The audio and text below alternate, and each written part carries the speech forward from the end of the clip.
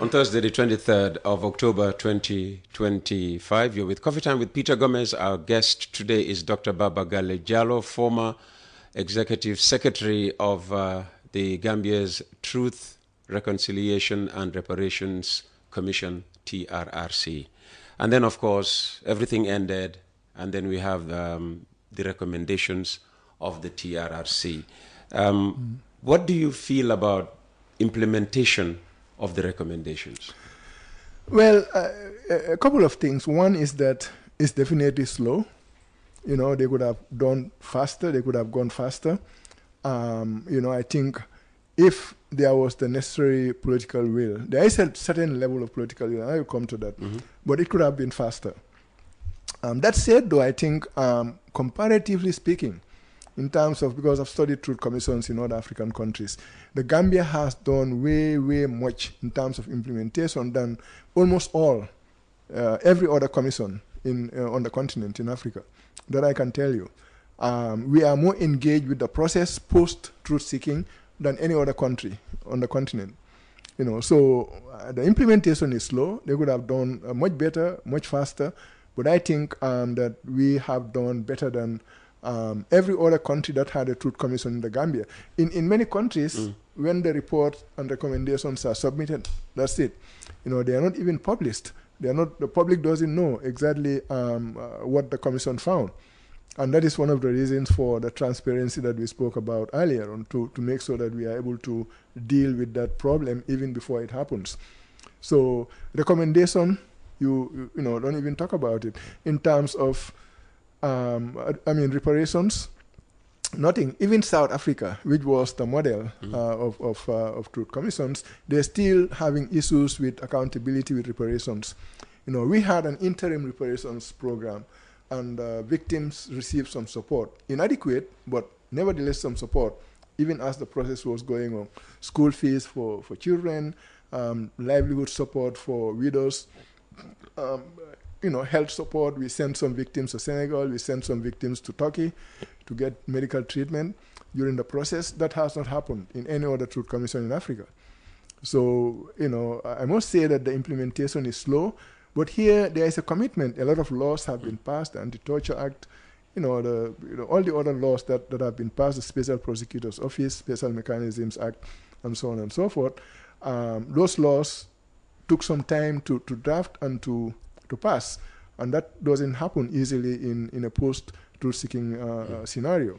Well, the TRRC also has certainly been held up as a model of truth seeking and you know, reparations giving, you know, across Africa, and we'll come to that because you've been going places sort of teaching people about, you know, truth seeking and all of that. But are you satisfied with the government's response so far? Yes, to some extent, yes. I wouldn't say 100%, but a post-TRRC unit has been set up.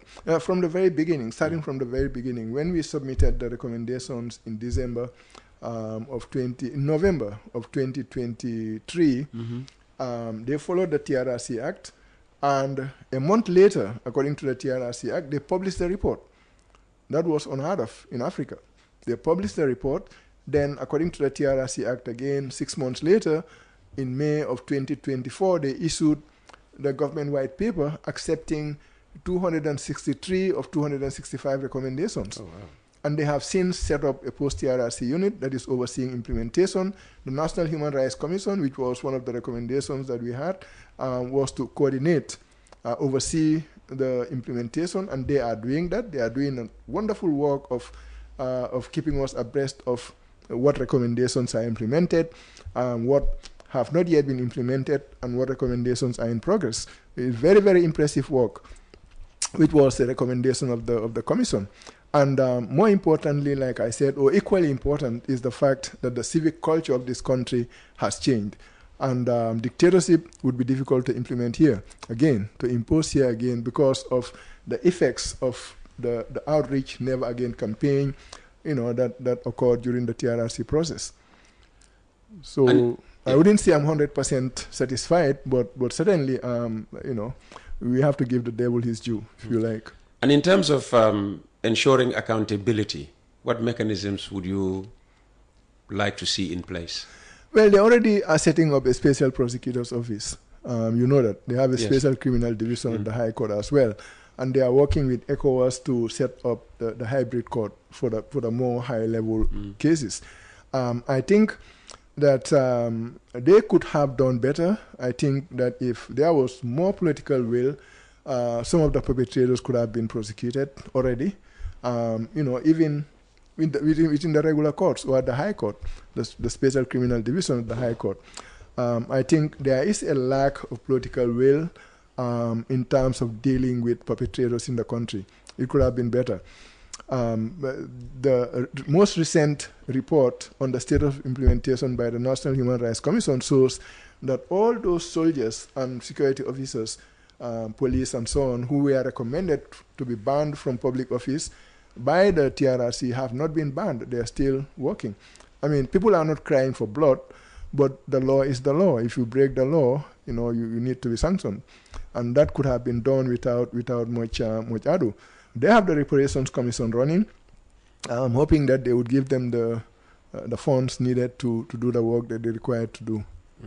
And how do you think, we can preserve the TRRC's findings, for future generations?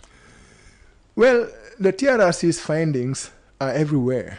If you go to Google, you could watch, YouTube, you can watch any of the hearings. So those are the findings. What is in the videos, the testimonies, those are the findings of the commission.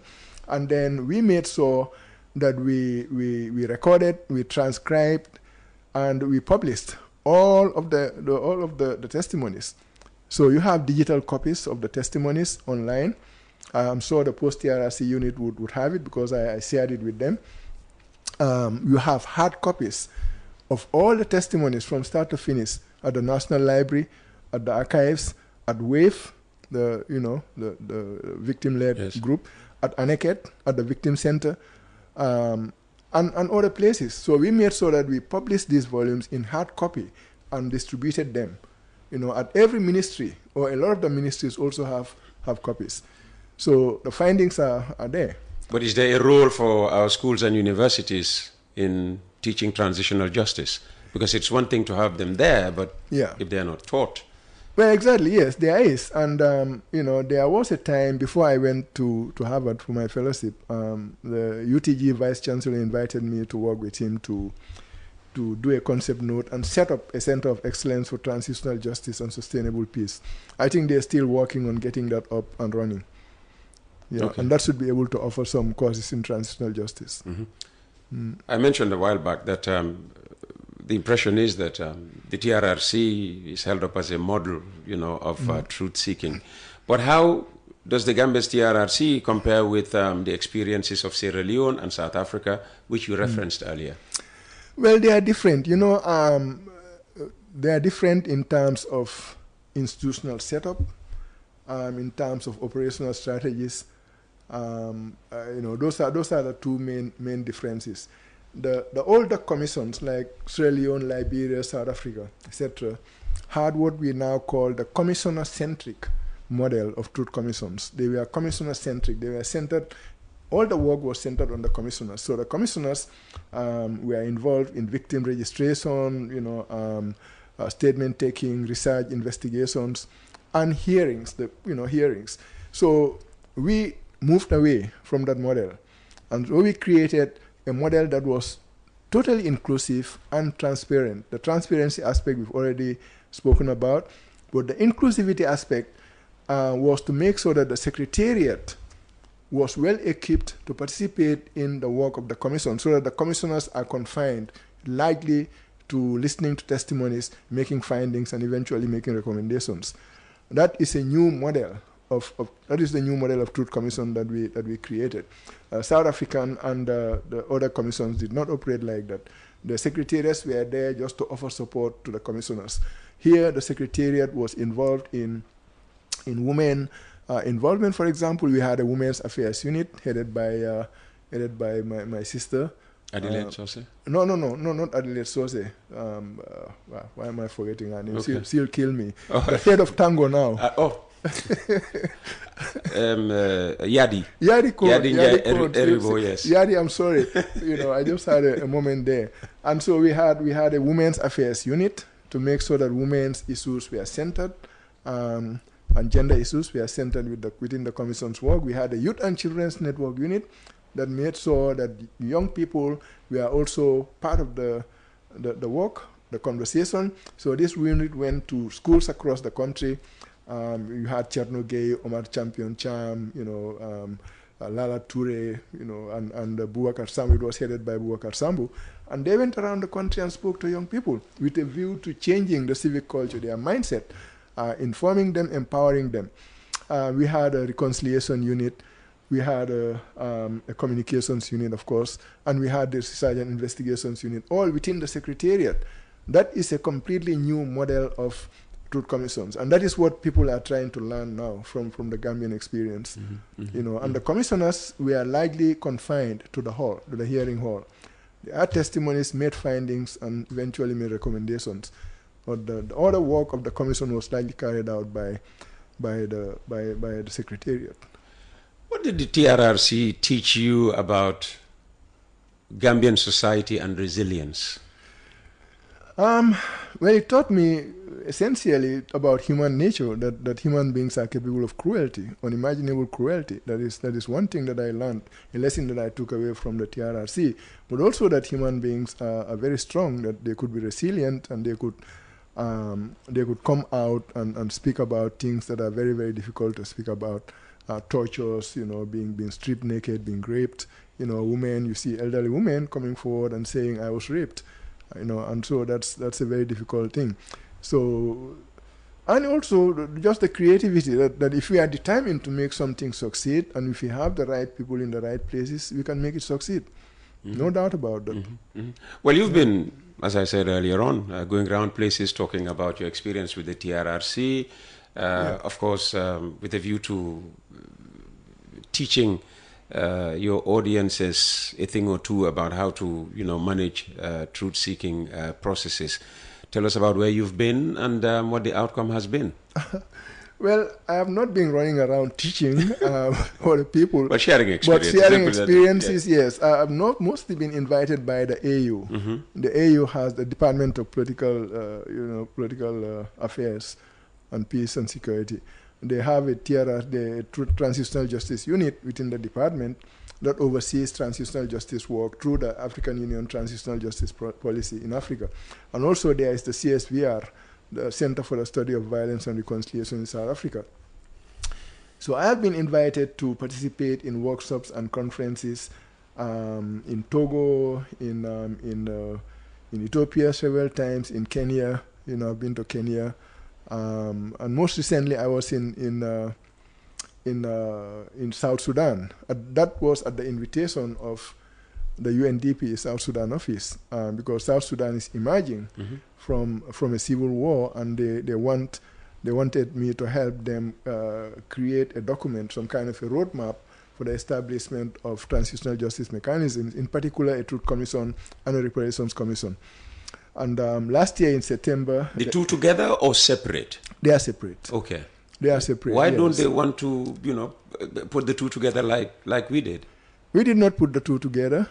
It's called the Truth, Reconciliation and Reparations Commission. And Reparations Commission. It's one commission for both truth-seeking and reparations. Interim reparations. It is after the commission that we have a reparations commission now.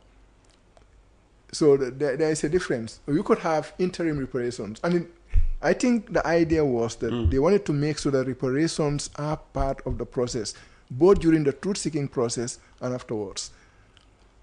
So the reparations commission that we have now comes out of a recommendation of the TRRC. But we had an interim reparations program within the TRRC that helped victims that needed urgent help. So the South Sudanese needed that, and I went and spent 2 months there, created about 12 documents for them, including a roadmap for transitional justice. But like I said, last year in September, the AU and CSVR created an experts group. I think it was in the news.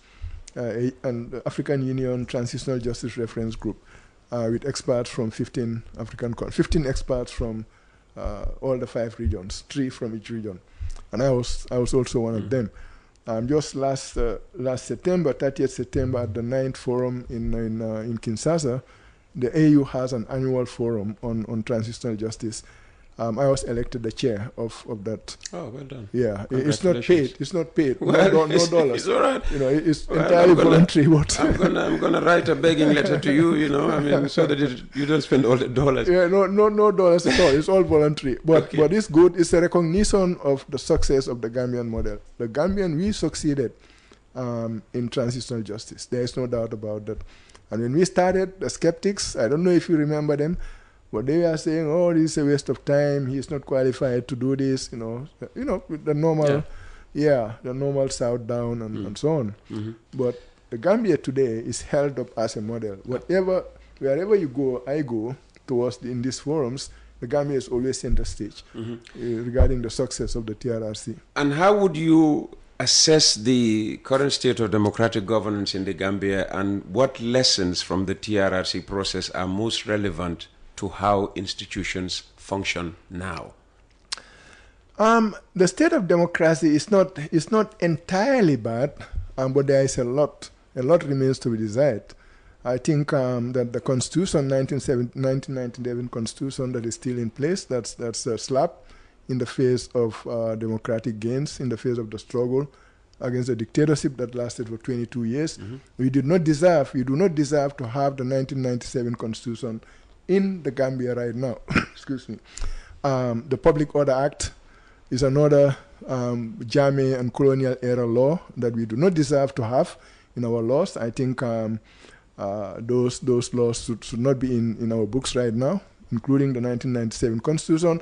The absence of a term limit for the president is a slap in the face of our struggle and our democratic gains. That said, the lack of security sector reform. We have seen police brutality. We've seen, police throwing tear gas at protesters, arresting protesters because of the Public Order Act. And that is a law that was passed by the colonial authorities to control our fight for independence. So, there are lots of things to be desired, lots of room for improvement, honestly. But at the same time, I think the democratic space has widened compared to what obtained during the Jame regime. The media is more free now. People are more free to criticize.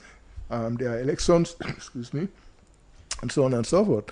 But there is a lot to be decided regarding the democratic development. I think we could have done more, much better by now.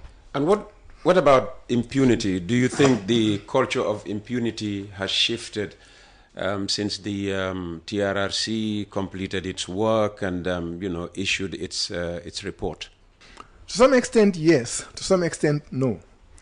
To the extent that people are not just randomly picked up now for criticizing the government. They are to some extent, but not at the level that we had. They are not disappeared. They are not killed. People are not killed. And for example, the Gambia police force can now communicate. They issue press releases. That wasn't possible during Jame. No one dared to speak but the dictator himself. Mm-hmm. To that extent, yes, but there is a level of impunity, for example, in terms of just saying anything you want. That is also a form of impunity. Just because I'm a government official, just because I'm the president or I'm a minister, I can go to West Coast Radio, I can go anywhere and just say whatever I want, regardless of whether this is true or not, whether it's in line with reality or not. That is a form of impunity that we need to watch. But honestly, there has been some improvement in the level of impunity that exists in the country. The killings, the extrajudicial killings, the disappearances, they are no more. And I think the practice of police going out to tear gas and arrest protesters is going to come down. Because like I warned the government and the president in particular in a recent article, do not underestimate Gambians' determinations to say no to human rights violations and abuses. So if you are ready to kill your own people, then go ahead and keep deploying the police to go and tear gas and beat people up. But if you're not ready to do that and be held criminally accountable or liable in the future, then you better start working on a better crisis management strategy that you can use to manage some of these crises. And impunity is lessened. And I suppose your warning to the president and the government in general is premised on the recent protests, youth-led protests that we experienced based on so many different reasons. Therefore, do you see a role for young people in shaping the future of this country, and are our young people playing that role the way they should? Well, it's a mixed bag. I think the young people are playing their role. I think that if the young people see something they don't like, they should go out there and express their dissatisfaction, their protest, and I think they're doing that. They should increase it. Perhaps they might, of course, there's always room for improvement in terms of how you strategize and go out and work. But I think they're doing what they're supposed to do. I think that young people now should put their eyes on the future and make sure that, over and above protesting and going out to protest, they should be willing to go out and register and get a voter's card so that, they can vote in the elections and let their voices be heard. Because if they protest all they want and they don't vote, somebody else would be elected, someone they don't want. And so that would continue the culture of conflict. But if they go out and register, then they have an actual means of changing the leadership. So they should go beyond protesting bad practices to being able to change the leadership that they think is not good enough for them. How can we strengthen civic education and political literacy? Is it by going through our schools, by going directly to the communities? How? Both. I think that I know that civic education has been introduced, and that was one of the recommendations of the TRRC, has been introduced at least to some schools. Okay. I don't think it's robust enough. I don't think it's practical enough. I think it could be improved. But at the same time, I think that going to the communities, talking to the people themselves on radio, going out to the communities, should be a priority. But we have to have a government that is committed to civic education, civic empowerment. And the danger is most governments don't want to do that because they know that if the people are empowered, then they could lose their positions in government.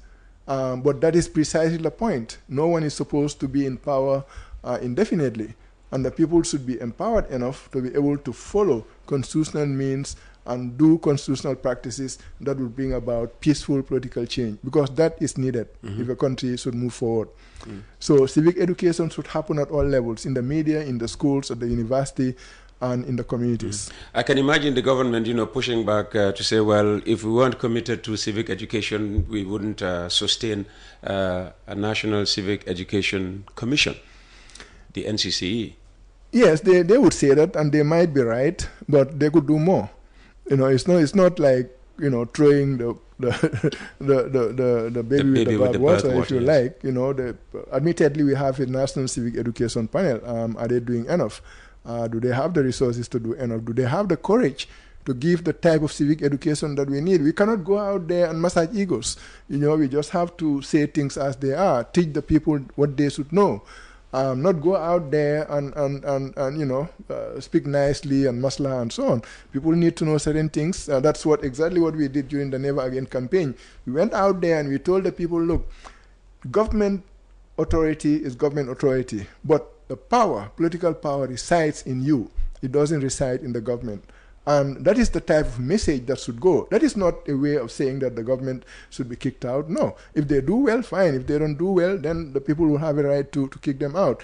But the type of civic education we need, not just the presence of a civic education council or committee or commission, but the quality of civic education is extremely important. If you give civic education that is not up to par with the realities of the country, then you're just wasting your time and resources. Would it help to integrate the findings of the TRRC into our school curricula? Oh yes, I think they should do that, yes. The school curricula in particular. There has been attempts by Fantanka, for example, and WAVE and other victim-led organizations to have, an ICTJ, the International Center for Transitional Justice, to have children's versions. And the UNDP too, I think, is involved in this, of the recommendations that are distributed. But that is not enough. I think the government should take the initiative and introduce civic education, or even the teaching of the TRRC, the findings. We have a lot to teach the younger generations. And if this is introduced into the school curricula, it would improve the civic knowledge, the civic empowerment of the entire country, the upcoming generations. I think it should be.